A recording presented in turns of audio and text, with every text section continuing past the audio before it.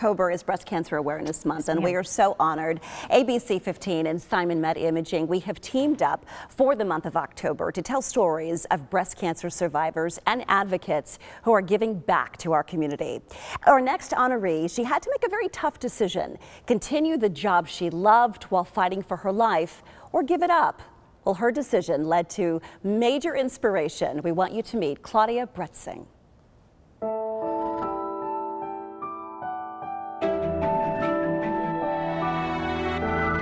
I was diagnosed in 2009 with stage 3 hormone receptor positive breast cancer. I've had yearly mammograms for years. I was so surprised that I would develop stage 3 cancer between 11 months before a mammogram. So I was diagnosed about a month before the beginning of the school year. And I had my surgery about 10 days before school was to start. I did not want to miss teaching school that year, so I made the decision to go right ahead and teach school. When I did go back, it was hard because I was not there at the beginning, but I worked myself into it. I explained to the children what was going on because I didn't want them to be frightened with a cancer diagnosis, and I was going to lose my hair. So I ended up teaching school the whole year, and it was probably the most difficult thing I've ever done. I would get up in the morning, get ready, and be ready to go back to bed. But it ended up being the best decision I ever made because I found that I had a reason to get out of bed. All day long I was focused on others instead of myself and how I was feeling. And I found that through serving we heal. And so I was able to learn a lot from that experience.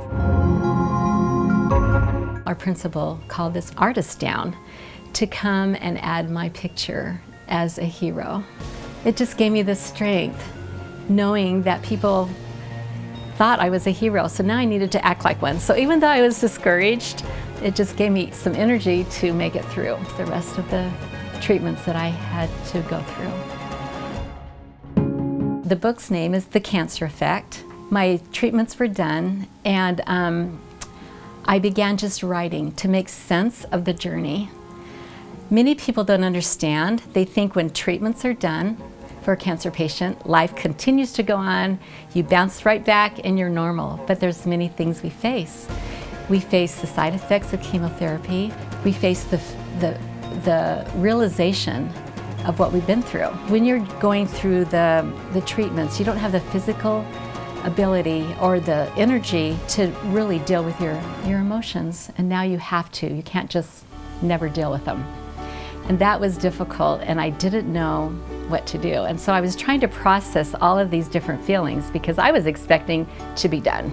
And as I wrote, I began to heal. And I remember thinking, I wish I had all these experiences written down when I was going through this. So I got the idea, maybe I just need to make this into a book so I can help others going through a cancer diagnosis. I wrote for the cancer patient and the survivor because I wanted them to know they're not alone on this journey. The feelings they are feeling are validated. And then I volunteer to come to breast cancer support groups and talk about it. People there share their stories, I share mine. It's wonderful when you get with other survivors and we share and we help each other. I've been to cancer survivor celebrations that different cancer centers put on in the Valley. I get a lot of positive feedback that it helped them. It just helps me feel good to help others and serve and do whatever I can to make their journey a little less bumpy. We are so happy to have Claudia here with us this morning, along with Albert Ojeda from SimonMed.